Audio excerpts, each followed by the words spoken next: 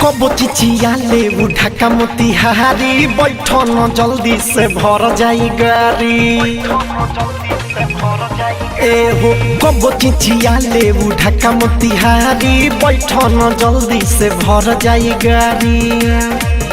अरे सीना से होटल दुपट्टा शीशा में निहारता है। सीना से होटल दुपट्टा शीशा में निहारता है।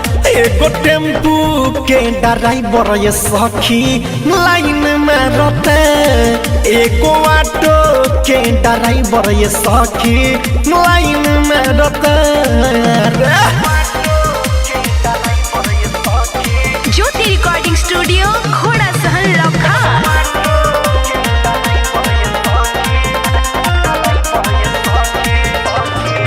रोकता रे गाड़ी जहाँ झारता रे केस हो।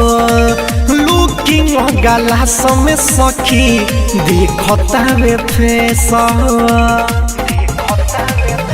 का कहीं रोकता वे गाड़ी जहाँ झारता वे केस हो।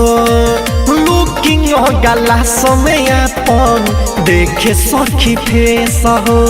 देखो न हो दे कैसे ए स्टाइल का रोता है। देखो न हो दे कैसे ए स्टाइल का रोता है। एगो टेम्पू के ड्राइवर ये सखी लाइन में रहता है। एगो ऑटो के ड्राइवर ये सखी लाइन में रहता है।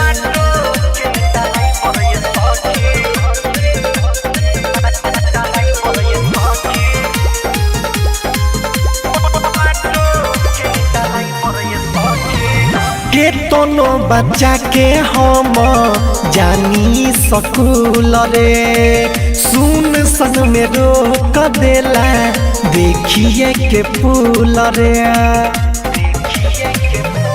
हाँ हाँ के तोनो बच्चा के हम जानी स्कूल रे।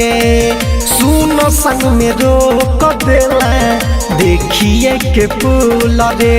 रतन रतन से खाली सखी हवर न मारता है।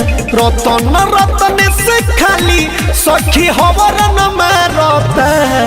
एगो टेम्पू के ड्राइवर ये सखी लाइन में रहता है। एगो ऑटो के ड्राइवर ये सखी लाइन में रहता है। कबो चिचिया ले ढाका मोतिहारी बैठो न जल्दी से भर जाई गाड़ी। अरे सीना से होटल दुपट्टा शीशा में निहारता है। सीना से होटल दुपट्टा शीशा में निहारता है। एगो टेम्पू के ड्राइवर ये सखी लाइन में रहता है। एगो ऑटो के ड्राइवर ये सखी लाइन में रहता है। ज्योति रिकॉर्डिंग स्टूडियो